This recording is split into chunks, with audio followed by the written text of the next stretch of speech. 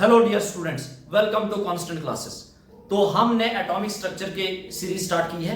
तो atomic structure के last video में हमने कुछ क्वेश्चन सॉल्व करे थे based on isotopes, isotones, isodiaphers, isosters. तो आज की क्लास में देखो, आज की क्लास में हम एक नया टॉपिक पढ़ने जा रहे हैं। तो एटॉमिक स्ट्रक्चर में कभी कभी क्वेश्चन पूछा जाता है, ये जो एक क्वेश्चन तुम्हारे सामने है, what will be the difference in mass number. क्या पूछा है कि what will be the difference in mass number if number of neutrons is half and number of electron is double. अगर 6 कार्बन 12 दे रखा है और उसमें क्या करा है कि नंबर ऑफ न्यूट्रॉन को डबल कर दिया है और नंबर ऑफ इलेक्ट्रॉन्स को क्या करा है, सॉरी न्यूट्रॉन्स को डबल हाफ करा है और इलेक्ट्रॉन्स को डबल करा है। और यहां पे पूछा है कि चेंज क्या है या मास नंबर में डिफरेंस क्या है। तो इस टाइप के अगर क्वेश्चन आ गए तो इनको कैसे अप्रोच करें, तो इस टाइप के क्वेश्चंस को कैसे अप्रोच करें, देखो इनके लिए हम कुछ बेसिक पहले सीखते हैं। सपोज हमारे पास है 6 कार्बन 12 है हमारे पास, और ये जो 6 कार्बन 12 है इसके अंदर हमारे पास क्या है, एटॉमिक नंबर Z, बोले तो एटॉमिक नंबर 6 है। अगर एटॉमिक नंबर 6 है तो प्रोटॉन्स कितने हैं, प्रोटॉन्स भी 6 है। और मास नंबर कितना है, मास नंबर है 12। और मास नंबर जो होता है ये होता है न्यूट्रॉन्स प्लस प्रोटॉन्स। तो प्रोटॉन्स कितने, प्रोटॉन्स है 6, तो न्यूट्रॉन्स भी कितने होंगे ताकि ये 12 हो जाए। अगर प्रोटॉन 6 है तो न्यूट्रॉन्स भी कितने होंगे, न्यूट्रॉन्स भी 6 होंगे। मतलब यहां पे प्रोटॉन्स भी 6 है और न्यूट्रॉन्स भी 6 हैं। अब इसी 6 कार्बन 12 में उसने ऐसे दे दिया हो कि लेट सपोज तुमने न्यूट्रॉन्स को डबल कर दिया, न्यूट्रॉन्स को क्या कर दिया, डबल कर दिया, और इलेक्ट्रॉन्स को हाफ कर दिया, इलेक्ट्रॉन्स को हाफ कर दिया। और अब बोलो कि चेंज कितना है, परसेंटेज इंक्रीज या परसेंटेज डिक्रीज पूछोगी तो कैसे निकालोगे। तो देखो हमारे पास एटम क्या था, हमारे पास था 6 कार्बन 12, 6 कार्बन 12। 6 कार्बन 12 में हमारे पास प्रोटॉन कितने थे, 6, और न्यूट्रॉन कितने थे, 6 थे। हमें मास नंबर में इंक्रीज निकालना है, और मास नंबर बनता है किससे, मास नंबर बनता है प्रोटॉन प्लस न्यूट्रॉन से। और अब इसी 6 कार्बन 12 में प्रोटॉन्स को क्या कर दिया, प्रोटॉन्स को क्या कर दिया, सॉरी न्यूट्रॉन्स को कर दिया डबल। प्रोटॉन्स को तो कुछ नहीं करा, एज इट इज 6 थे तो 6 ही रहेंगे, और न्यूट्रॉन्स पहले कितने थे, 6, अब डबल कर दिया तो कितने हो जाएंगे, 12। तो देखो यहां पे न्यू मास नंबर कितना हो जाएगा, प्रोटॉन प्लस न्यूट्रॉन, 12 प्लस 6, यहां हो गया 18। कितना हो गया, 18। पहले मास नंबर कितना था, दैट वाज 12। अब हमें इंक्रीज या डिक्रीज जो भी चेंज मास नंबर में निकालना है, तो चेंज कैसे निकालें, तो देखो जो भी होगा परसेंटेज इंक्रीज या परसेंटेज डिक्रीज, तो ये हम कैसे निकालेंगे, ये हम निकालेंगे change upon initial, change upon initial into 100, change upon initial into 100। अब चेंज कैसे निकालते हैं, चेंज कैसे निकालते हैं, तो चेंज निकालने का जो तरीका है, चेंज निकालते हैं हम final minus initial, final minus initial, ये होता है हमारे पास चेंज निकालने का तरीका। तो फाइनल कितना है, फाइनल मास नंबर कितना आया, फाइनल आया 18, माइनस इनिशियल कितना था, तो इनिशियल था 12, तो चेंज कितना आया, 18 माइनस 12 इज 6, चेंज कितना आया 6। तो हम परसेंटेज इंक्रीज निकाल सकते हैं, तो चेंज कितना आया 6 डिवाइड बाय इनिशियल कितना था, दैट वाज 12, और परसेंटेज है तो इनटू क्या करेंगे, 100 से मल्टीप्लाई करेंगे। तो 6 डिवाइड बाय 12 कितना होता है, 1/2, तो 1/2 इंटू 100, 1/2 होता है 0.5, 0.5 इंटू 100 कितना होता है, ये होगा 50%। कितना होगा ये, 50% इंक्रीज। क्लियर है, बात समझ आई। अगर बात समझ नहीं आई तो हम इसको फर्दर थोड़ा और प्रोसीड कर सकते हैं, थोड़ा समझने के लिए हम और डिटेल में चल सकते हैं। कैसे, देखो ध्यान से, देखो ध्यान से, हम इसी क्वेश्चन में थोड़ा और प्रोसीड करते हैं। सपोज करो कि हमसे क्या था, यहां पे क्या करा हमने, न्यूट्रॉन्स को डबल कर दिया, तो हम अगेन यही 6 कार्बन 12 है, न्यूट्रॉन्स को डबल कर देते, 6 कार्बन 12 है, न्यूट्रॉन्स को डबल कर दिया। यहां पे हमने इलेक्ट्रॉन्स को हाफ करा था, तो लो हमने क्या कर दिया, यहां पे हम इलेक्ट्रॉन्स को हाफ ही रहने देते हैं, या डबल कर दो, क्योंकि इलेक्ट्रॉन्स को कुछ फर्क ही नहीं पड़ता, क्योंकि मास नंबर में इलेक्ट्रॉन्स कैलकुलेट नहीं करते, हम कैलकुलेट करते हैं न्यूट्रॉन्स प्लस प्रोटॉन्स। अब प्रोटॉन्स के साथ कुछ नहीं करा था, तो यहां पे हम प्रोटॉन्स के साथ भी कर लेते हैं, प्रोटॉन्स को भी हम हाफ कर देते हैं। हमारे पास 6 कार्बन 12 था, अब हमने कंडीशन चेंज कर दी, हमने कहा हमने न्यूट्रॉन डबल किया, प्रोटॉन हाफ किया, अब बताओ परसेंटेज इंक्रीज कितना है। तो हमारे पास था क्या 6 कार्बन 12, 6 कार्बन 12 में प्रोटॉन कितने थे 6, न्यूट्रॉन कितने थे 6, तो मास नंबर कितना आया यहां पे 6 + 6 कितना हुआ 12। अब तुमने क्या करा, अब तुमने प्रोटॉन्स को डबल कर दिया, तो डबल करके कितना हो गया ये 6 का डबल कितना होगा 12, और न्यूट्रॉन्स को हाफ कर दिया, तो 6 का हाफ कितना होगा, तो 6 का हाफ होगा 3, 6 का हाफ कितना होगा 3। तो मुझे बताओ अब यहां पे मास नंबर कितना आया 12 + 3 = 50। तो तुम्हें परसेंटेज इंक्रीज निकालने का फार्मूला देखो तुम्हारे सामने है, क्या है परसेंटेज इंक्रीज निकालने का फार्मूला क्या है, चेंज अपॉन इनिशियल, और चेंज कैसे निकालते हैं हम फाइनल माइनस इनिशियल, तो हम यहां पे भी यही चीज करने वाले हैं।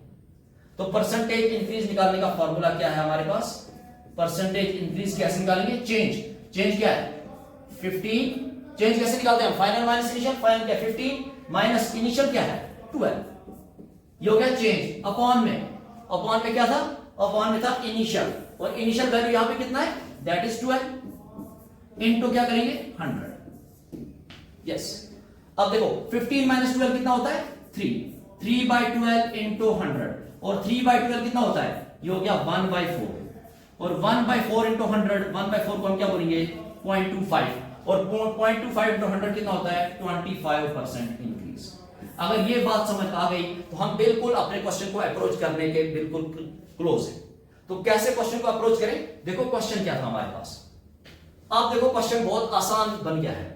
What will be the difference in mass number, mass number में डिफरेंस पूछा है, और मास नंबर में जो डिफरेंस पूछा है यहां पे न्यूट्रॉन को क्या कर दिया है हाफ कर दिया है, न्यूट्रॉन को हाफ किया है एंड इलेक्ट्रॉन को डबल किया है, तो इलेक्ट्रॉन से तो कोई फर्क ही नहीं पड़ता, इलेक्ट्रॉन से तो कोई फर्क ही नहीं पड़ता। और दे क्या रखा हमें, दे रखा हमें 6 कार्बन 12, 6 कार्बन 12 में प्रोटॉन कितने, तो आंसर है 6, न्यूट्रॉन कितने, तो आंसर है 6, और मास नंबर कितना था यहां पे, तो आंसर है 12। ये तो हमें गिवन है सारी इंफॉर्मेशन।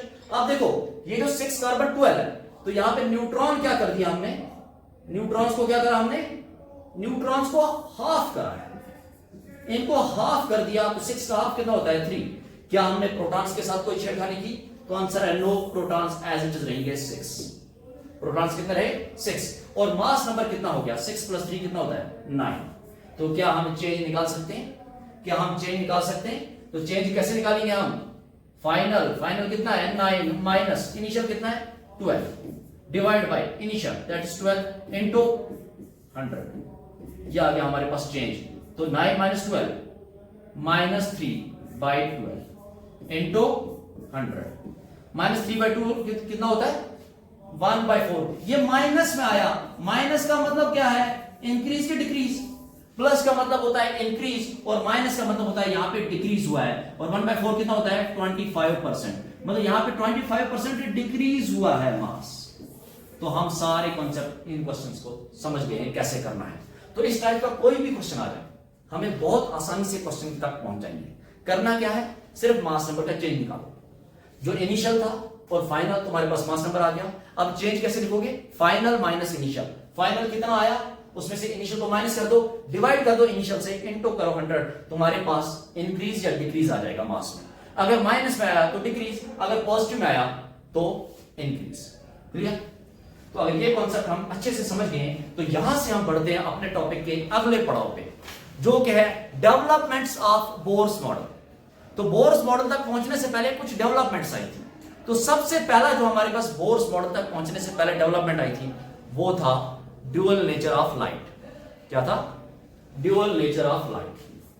तो क्या होता है dual nature of light? Dual nature of light, dual nature of light बोले तो ड्यूअल नेचर का मतलब क्या होता है? दोगलापन, है ना? दोगलापन है। क्या लाइट के पास सच में दोगलापन है? तो हम कहेंगे हम कैसे पता लगाएं कि लाइट के पास ड्यूअल नेचर है। तो देखो हमने क्लास 10th में कुछ चीजें पढ़ी थी, डिफ्रैक्शन, है ना, रिफ्लेक्शन, रिफ्रैक्शन। तो जो रिफ्लेक्शन था या रिफ्रैक्शन था, अगर तुमने रिफ्लेक्शन पढ़ा होगा तो तुमने क्लास 10th में एक चीज अच्छे से पढ़ी होगी कि लाइट एक आती है एक मीडियम से, फिर कहीं टकरा जाती है और यहां से बाउंस बैक करती है ना? ये तुमने पढ़ा होगा। या फिर तुमने एक और चीज पढ़ी होगी कि अगर लाइट आती है, अगर लाइट एक मीडियम से आती है दूसरे मीडियम में, रेयर से डेंसर मीडियम में, तो लाइट ऐसे बेंड कर जाती है ना, एक बार बेंड्स टुवर्ड्स नॉर्मल या bends away from normal, rarer to denser medium, denser to rarer medium. तो ये जो लाइट की प्रॉपर्टी वहां पे पड़ी थी ना, ये जो भी है रिफ्लेक्शन रिफ्लेक्शन रिफ्रैक्शन, ये सारी की सारी किस पे डिपेंड करती है? ये वेव नेचर पे डिपेंड करती है। ये सारी प्रॉपर्टी हम तब एक्सप्लेन कर सकते हैं जब लाइट के पास कौन सा नेचर होता है? Wave nature. अब वेव नेचर से क्या मतलब? मतलब लाइट के पास कंटिन्यूस नेचर होता है, लाइट कंटिन्यूस ट्रेवल कर रही है, तभी वो आई, सरफेस को टकराई, रिफ्लेक्ट हुई। क्या उसमें बेंड हुआ? क्या उसमें डिसकंटिन्यूस आया कि लाइट आई और रुक गई? ऐसा तो नहीं हुआ ना, लाइट आई, टकराई और चली गई। तो ये एक पर्टिकुलर फिनोमेना के बेस पे हम एक्सप्लेन कर सकते हैं, और वो है वेव नेचर। चाहे रिफ्लेक्शन हो या रिफ्रैक्शन हो, पोलराइजेशन, डिफ्रैक्शन, बहुत सारी प्रॉपर्टीज हैं जो हम लाइट के वेव नेचर के बेस पे एक्सप्लेन कर सकते हैं। तो क्या लाइट के पास ओनली वेव नेचर है? क्या लाइट के पास पार्टिकल नेचर नहीं है? क्या लाइट के पास पार्टिकल नेचर नहीं है? तो हम कहेंगे कि पार्टिकल नेचर है कि नहीं है, हमें कैसे पता? हम कैसे सोचें कि है कि नहीं है? तो देखो, सोचने का एक सिंपल सा तरीका है। क्या एक तरीका? अब पार्टिकल का मतलब क्या है? कि पार्टिकल मतलब एक पार्टिकल।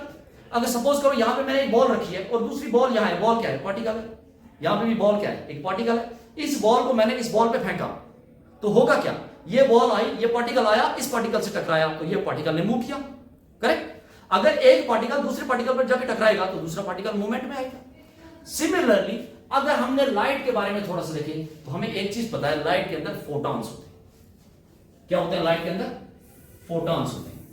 अगर ये लाइट है, ये ट्रैवल कर रही है, इसके अंदर क्या है? फोटॉन्स है, फोटॉन्स है। अगर इसके अंदर फोटॉन्स है, या आगे किसी मेटल सरफेस पे, लेट्स सपोज इस मेटल सरफेस पे इलेक्ट्रॉन्स है, मेटल सरफेस पे क्या है? इलेक्ट्रॉन्स है। जैसे ही आके मेटल सरफेस पे टकरा दिया ना, तो मेटल सरफेस से इलेक्ट्रॉन्स बाहर निकलता है।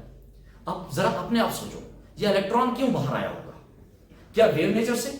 वेव तो कंटिन्यूस है। पार्टिकल नेचर अगर होगा तो यस बाहर आ सकता है। क्यों? क्योंकि देखो, अगर हमने अभी एग्जांपल लिया था, अगर एक बॉल को लेकर मैं दूसरे बॉल पे हिट करूं, एक पार्टिकल आया, दूसरे पार्टिकल से टकराया, तो दूसरा पार्टिकल ने मूव किया था।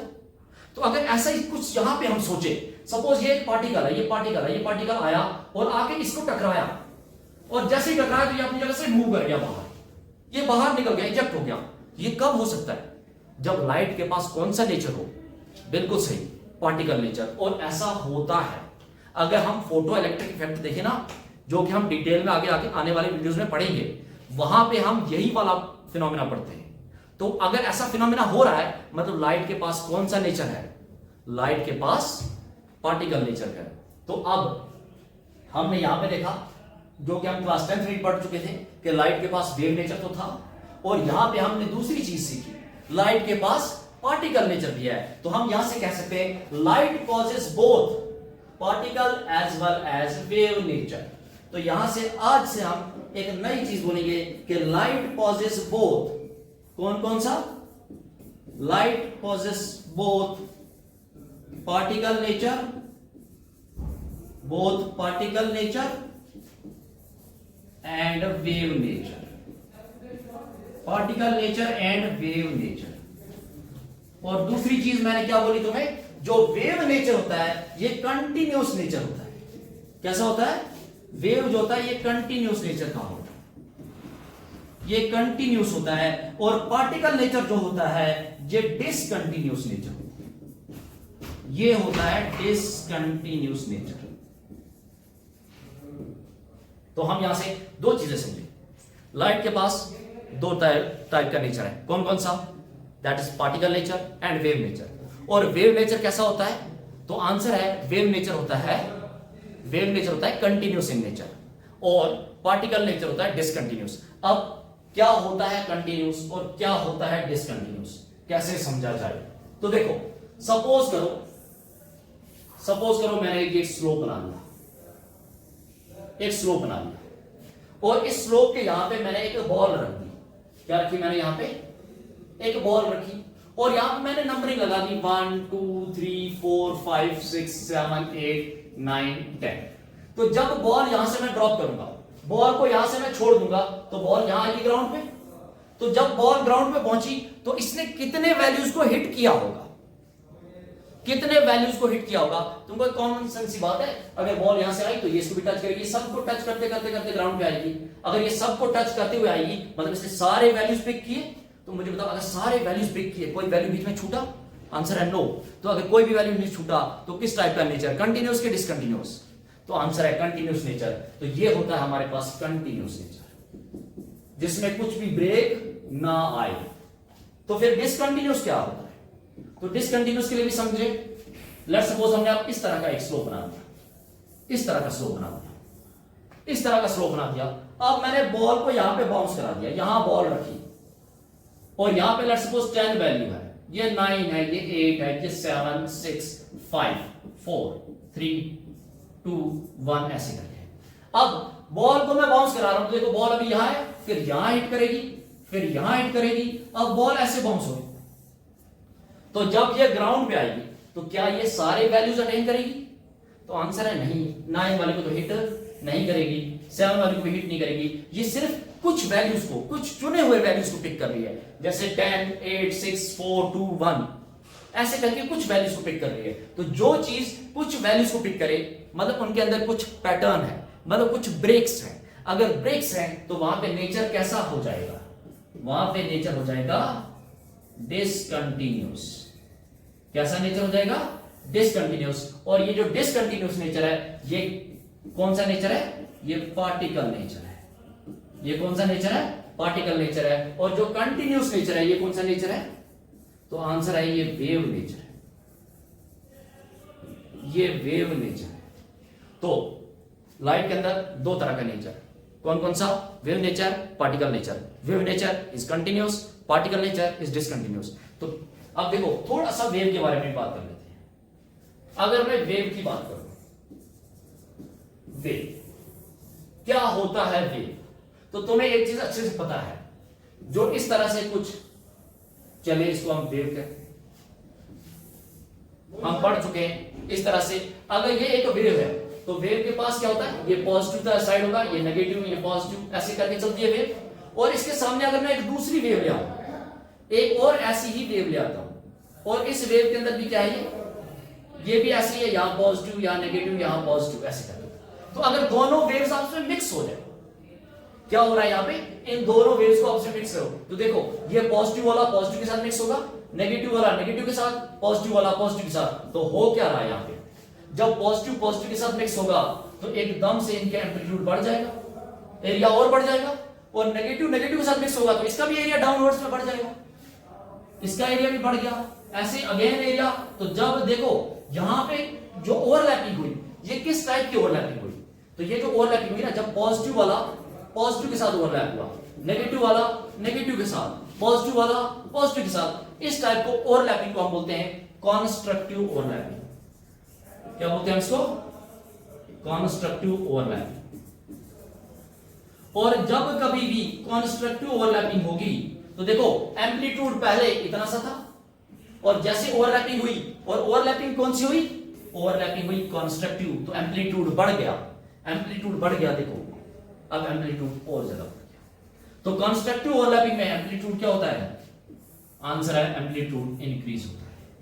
तो क्या हमेशा कॉन्स्ट्रक्टिव ओवरलैपिंग होगी, तो आंसर है नो, डिस्ट्रक्टिव भी हो सकती है। तो कैसे, तो डिस्ट्रक्टिव ओवरलैपिंग कैसे होगी, देखो सपोज करो ये एक वेव है, ये पॉजिटिव नेगेटिव पॉजिटिव, पॉजिटिव है नेगेटिव है पॉजिटिव है, इसके सामने दूसरी वेव आ रही है।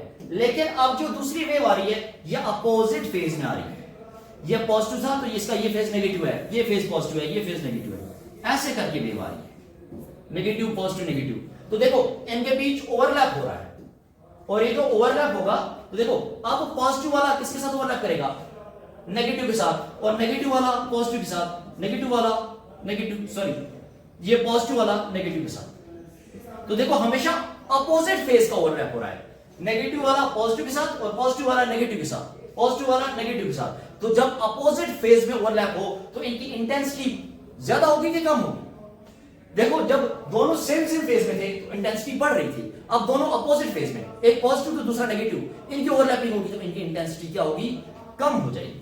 और इंटेंसिटी अगर कम होगी तो ये इस तरह से इंटेंसिटी अब कम हो जाएगी, इस तरह से होगा, इस तरह का। इंटेंसिटी कम होगी तो एम्पलीट्यूड भी क्या होगा, एम्पलीट्यूड भी डिक्रीज होगा, और जहां पे एम्पलीट्यूड डिक्रीज हो रहा है इस टाइप को हम कहेंगे डिस्ट्रक्टिव इंटरफेरेंस या डिस्ट्रक्टिव ओवरलैप या डिस्ट्रक्टिव इंटरफेरेंस। तो वेव्स जो है दो तरह से इंटरफेरेंस कर सकती है या ओवरलैपिंग कर सकती है। कौन कौन से तरीके से, कंस्ट्रक्टिव एंड डिस्ट्रक्टिव। कंस्ट्रक्टिव में एम्पलीट्यूड हमेशा इंक्रीज होगा और डिस्ट्रक्टिव में एम्पलीट्यूड हमेशा डिक्रीज होगा।